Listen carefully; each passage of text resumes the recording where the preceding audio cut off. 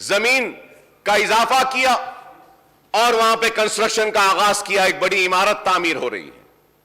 हां, हो रही है, इस बात से इनकार नहीं करूंगा, लेकिन जिस तेजी के साथ होना था और मुकम्मल होना था, नहीं हुआ। हां, मैं शुक्रिया अदा करूंगा हुकूमत का कि नए सेक्रेटेरिएट के पास में मस्जिद की तामीर भी हो रही है। वादा किया गया कि सेक्रेटेरिएट की तामीर मुकम्मल होने से पहले मस्जिद की तामीर हो जाएगी। मैं जानना चाहूंगा कि मस्जिद की तामीर कौन से स्टेज में है। कोई जा नहीं सकता, देख नहीं सकता, पता नहीं है, मगर मुझे यकीन है कि जरूर वो मस्जिद की तामीर मुकम्मल होगी। मैं सिर्फ बता रहा हूं, ऐसा नहीं है कि मैं यहां खड़े रह के आप पे तनकीद कर रहा हूं, नहीं। आपने जो किया है उस पर तारीफ भी कर रहा हूं, शुक्रिया भी अदा कर रहा हूं, और जो नहीं हुआ वो बताकर आपके जरिए उन मसाइल को हल भी करवाना चाहता हूं। शादी मुबारक मजलिस ने नुमाइंदगी की थी तेलंगाना के तश्कील के बाद इसी ऐवान में कि शादी मुबारक की स्कीम लाई जाए। आई शादी मुबारक की, कई गरीबों का फायदा हो रहा है, इस बात से हम इनकार नहीं करेंगे। लास्ट असेंबली सेशन में हमने चीफ मिनिस्टर साहब से मुतालबा किया था कि चीफ मिनिस्टर साहब फ्रूट मार्केट के ताल्लुक से, तो आज वो फ्रूट मार्केट के लिए जमीन दी गई, वहां पे काम हो रहा है, और इसके लिए भी मैं हुकूमत का शुक्रिया अदा करूंगा, एग्रीकल्चर मिनिस्टर साहब का शुक्रिया अदा करूंगा कि फ्रूट मार्केट वक्फ बोर्ड की एक जमीन पर दी गई। हम ये नहीं कह रहे कि नहीं हुआ। अफजलगंज की मस्जिद के लिए हमने मुतालबा किया था, उसके लिए मंजूरी दी गई, पैसा दिया, चेक दिया गया, लेकिन फाइनेंस डिपार्टमेंट में चेक को रोक दिया, उसको रिलीज करवा दीजिए। ये बातें हम जो कह रहे हैं, लाल दरवाजे की मंदिर के लिए मजलिस ने, मैंने खड़े होकर कहा कि लाल दरवाजे की मंदिर के लिए उसके एक्सटेंशन का काम करना है। चीफ मिनिस्टर साहब का शुक्रिया कि 20 करोड़ रुपया उन्हें मंजूर किया, लेकिन आज भी वो काम नहीं हुआ। वो काम होना चाहिए। मक्का मस्जिद की तामीर के लिए, रेनोवेशन के लिए मजलिस ने मुतालबा किया। मक्का मस्जिद की तामीर, रेनोवेशन का काम अभी भी मुकम्मल नहीं हुआ, तो कब होगा मैं ये जानना चाहूंगा। बागान की मस्जिद के लिए किया, यहां के जो एम्प्लॉइज हैं उनके लिए किया, रेगुलराइज करिए, नहीं हुआ। मैं चीफ मिनिस्टर साहब का शुक्रिया अदा करूंगा कि हम मजलिस की नुमाइंदगी पर अइम्मा और मौजूनों को आपने मंथली पैसा देने का ऐलान किया, दे रहे हैं। 4-4 महीने तक नहीं मिलती है, खैर देर से मिलती है, मगर अब रमजान का महीना आने वाला है, मैं उम्मीद करूंगा कि हुकूमत वक्त पे उनको दे देगी। अचलिकास को दे रहे हैं, पुजारियों को दे रहे हैं, हम इसका भी इस्तेकबाल करते हैं, देना चाहिए, बहुत अच्छा है। ये काम जो अच्छे हुए हैं हम उसकी तारीफ करेंगे, जो लेकिन नहीं हुआ वो तो बोलेंगे हम बराबर। वही बात कहना चाहते हैं। आप पूरी रियासत में हर डिस्ट्रिक्ट में मेडिकल कॉलेजेस बना रहे हैं, हम मुबारकबाद देते हैं आपको। वनंगल का दवाखाना 1 साल में मुकम्मल हो जाएगा, मुबारक आपको, अच्छी बात है। लेकिन मैं जानना चाहता हूं, हैदराबाद में एक उस्मानिया दवाखाना है, वो कब बनेगा? वादा किया था बनाने का, अब तक नहीं हुआ। चीफ मिनिस्टर साहब ने ऐवान में कहा मीटिंग करिए, बनाइए, सब करिए, बोलते हाईकोर्ट का है, नहीं हाईकोर्ट में भी डालें। आप हर डिस्ट्रिक्ट में दवाखाना बना रहे, अच्छा है। चार मीनार का दवाखाना है, उसको भी बनाइए। हम यही बात कह रहे हैं, और क्या कह रहे हैं? ऑनरेबल स्पीकर सर, हम यहां खड़े होकर नाइंसाफी पे आवाज उठाते हैं, तो जरूर हम जो हुकूमत की जानिब से मिलता है हम उसको फरामोश भी नहीं करते, हम उसका शुक्रिया भी अदा करते हैं। हां, हैदराबाद तरक्की कर रहा है, ईस्ट, वेस्ट, नॉर्थ, सेंट्रल, हर जगह पे तरक्कियाती सरगर्मियां जारी हैं। तो मैं कह रहा हूं कि साउथ में भी होना चाहिए। यही बात मैं कह रहा हूं साहब, हो तो रहा है, लेकिन जिस तेजी से होना है उस तेजी से नहीं हो रहा है। जिस तेजी के साथ हाईटेक सिटी में होता है, जिस तेजी के साथ न्यू सिटी में होता है, उसी तेजी से ओल्ड सिटी में नहीं हो रहा है। यही तो बात कह रहा हूं। मंजूरी दी गई है, कहां हुआ रहा साहब। सर मैं बड़ी जिम्मेदारी के साथ कह रहा हूं, 10 साल पहले मेरी कॉन्स्टिट्यूंसी में एक स्टेडियम को मंजूर किया गया, 10 साल हो चुके हैं, आज तक भी वो कंप्लीट नहीं हुआ। क्या इस तेजी से हो रहा है? आज ये काम की जो हम निशानदेही कर रहे हैं, मैं स्पीकर साहब, मैं आपके जरिए म्युनिसिपल एडमिनिस्ट्रेशन मिनिस्टर साहब की तवज्जो लाना चाहता हूं इस बात पे। क्या 5 साल से जायद अरसा नहीं हुआ कि लाड़ बाजार को डेवलप करेंगे बोले थे, एमएलएस की टीम गई थी, क्या डेवलप हुआ? Sir when I got elected first time and second time in 2004, right from 2004 I am fighting for Charminar pedestrianization project. 2004 sir, क्या कंप्लीट हुआ सर? आप इसको तनकीद में ना लें, आप इसको ये समझ के आप मेरी बात को सुनिए कि हम आपके साथ खड़े हैं। हमको भी आवाम के सामने जाना है, आपको भी आवाम के पास जाना है। हम आवाम को क्या कहेंगे, क्या बताएंगे? कितने साल लगेंगे चारमीनार पेडेस्ट्रियनाइजेशन प्रोजेक्ट कंप्लीट होने के लिए? क्या यह मेरी बात गलत है कि लास्ट बजट में आपने, अभी तो ये बजट अभी है, चल रहा है, अभी फाइनेंशियल ईयर खत्म नहीं हुआ, 500 करोड़ रुपए ओल्ड सिटी मेट्रो के लिए दिए गए थे। क्या मेट्रो का काम शुरू हुआ? क्या मेट्रो आई या कुछ पहल हो रही है? हाईटेक सिटी, शमशाबाद एयरपोर्ट, वो लिंक, दूसरे लिंक्स आप पूरे कर रहे हैं, बेशक करिए, ये मेरा शहर है, ये मेरी रियासत है, यहां पे खुशहाली, यहां पे तरक्की आनी चाहिए। लेकिन ये कौन सी बात है कि चौतरफ तरक्की हो रही है लेकिन उस तरफ नहीं होगी? मैं याद दिलाना चाहता हूं मिनिस्टर साहब को, लास्ट बजट के इजलास में, लास्ट सेशन में, मैंने चीफ मिनिस्टर साहब से दर्दमंदाना अपील की थी कि पुराने शहर के रोड वाइडनिंग्स के लिए कुछ पैसा दे दीजिए।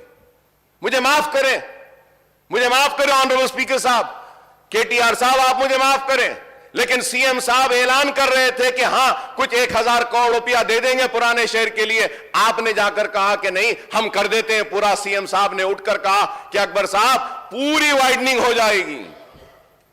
सर 1980 से वाइडनिंग अभी भी पेंडिंग है सर।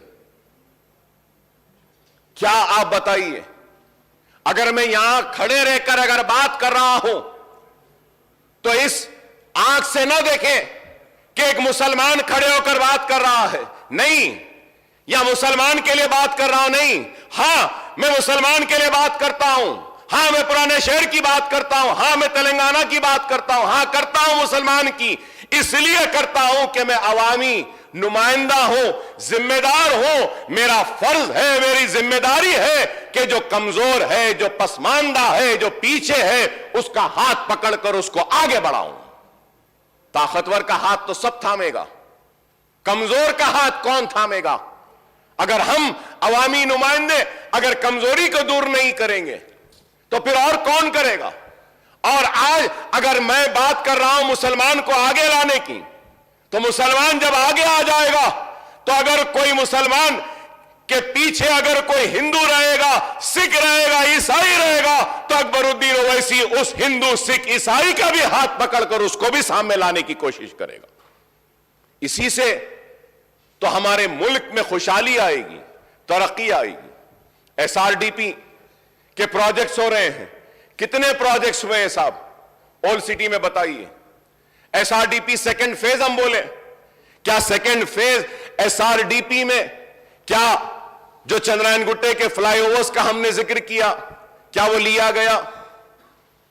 मिनिस्टर साहब ने वादा किया था, बजट में ले लीजिए, बजट नहीं साहब मैं जरा बोलता हूं साहब, इसमें खत्म करता हूं सर। मिनिस्टर साहब ने वादा किया था। सर ऑनरेबल स्पीकर साहब, मैं आपसे बड़े ही अदब के साथ, बड़े ही एहतराम के साथ, इस कुर्सी की इज्जत करते हुए मौजरत ख्वाही के साथ कहना चाहता हूं, स्पीकर साहब 1 साल हो गया, मिनिस्टर साहब ने कहा था कि मीटिंग बुलाएंगे, बहादुरपुरे में आईटीआई का था, कई इश्यूज थे, 1 साल में क्या मीटिंग बुलाए सर? सर, इस ऐवान में वादा किया जाता है, क्या ऐवान में जो तयखुन दिया जाता है, जो जबान दी जाती है, क्या उसकी भी अहमियत नहीं है? क्या उसका भी एहतराम नहीं है? आप बताइए स्पीकर साहब, आप बोलिए। आपकी मौजूदगी में कहा गया कि जरूर मीटिंग बुलाएंगे, क्या आज तक मीटिंग हुई? हमने जूनियर कॉलेज के लिए कहा था, बहादुरपुर में ITI के लिए कहा था, इंक्यूबेटर्स के लिए कहा था, स्टार्टअप्स के लिए कहा था कि वो जो SC STs को जो आप दे रहे हैं वो मुसलमानों को दीजिए। On par with SC STs का वादा किया गया, on par with SC STs। क्या हुआ? क्या रिव्यू हुआ? मैं जानता हूं चीफ मिनिस्टर साहब मसरूफ रहते हैं, मैं जानता हूं KTR साहब भी मसरूफ है, मैं जानता हूं कि सारे मिनिस्टर्स मसरूफ हैं। उनसे दरखास्त करूंगा सबसे, आप लोग मसरूफ हैं, हमको एक आदमी बता दीजिए जिसके पास हम जाके मिल सकते हैं। हम मिल लेंगे, खड़े रह जाएंगे, आपके चपरासी से भी मिलना बोले तो मिल लेंगे। तेलंगाना के लिए, पुराने शहर के लिए, हमारी आवाम के लिए हम खड़े रह जाएंगे, मगर मिलिए तो सही, कोई वादा तो पूरा कीजिए। सर, नए स्पीकर साहब बोलने दीजिए मुझे। सर, मैं बजट पे बोलेंगे साहब, इस पे भी बोलना है, बजट पे भी बोलेंगे। बजट में आने का इश्यू है ना, हर वक्त यही बोले साहब। सेशन बढ़ा देंगे, विंटर सेशन आ जाएगा, 15 दिन कर देंगे। कितने हुए साहब? 2014 से लेकर अगर हम देखेंगे, फिगर्स है साहब मेरे पास, फिगर्स है, 126 दिन हुए थे। अब ये 5 साल, 4.5 साल में सिर्फ 64 डेज ही बैठे हम।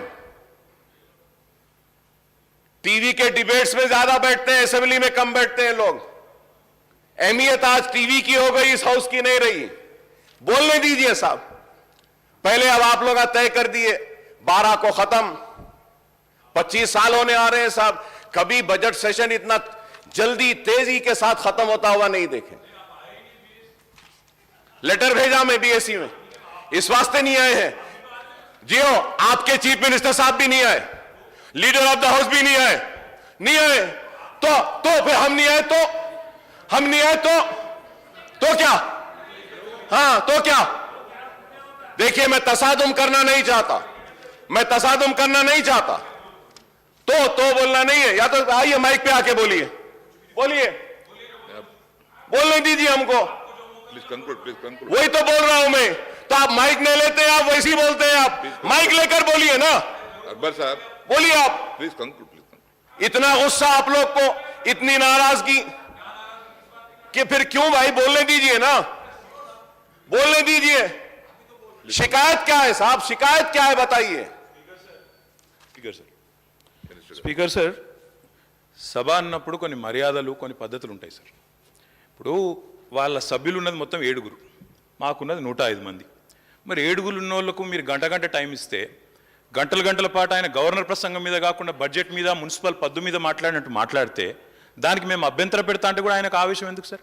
రెండోది సార్, వారు మాట్లాడుతున్నారు మీరు BSc ఈ నిర్ణయం తీసుకున్నారు, ఆ నిర్ణయం తీసుకున్నారని మాట్లాడతారు. ఆయన BScకే రాడు. వచ్చి ఏమైనా వాదించినా, వచ్చి చెప్పినా, విజ్ఞప్తి చేసినా మీరు వింటారు. శాసనసభ వ్యవహారాల మంత్రి ఉన్నారు, అక్కడికి రారు. అక్కడికి రాకపోగా పైపెచ్చి ఈ టర్మ్లో అసలు అసెంబ్లీ జరగలేదన్నట్టు మాట్లాడుతున్నారు. ఆయన మర్చిపోతున్నాడు ఈ టర్మ్లో 2 సంవత్సరాలు కోవిడ్కి పోయింది, అది మర్చిపోతున్నాడు కన్వీనియంట్గా. అంటే అధ్యక్ష, మాట్లాడేటప్పుడు ఆవేశంగా గొంతు పెంచి గొంతు చించుకుంటే దానివల్ల ఏం రాదు అధ్యక్ష. చెప్పాలనుకున్న పాయింట్ చాలా క్లుప్తంగా, పద్ధతిగా, మర్యాదగా కూడా చెప్పొచ్చు.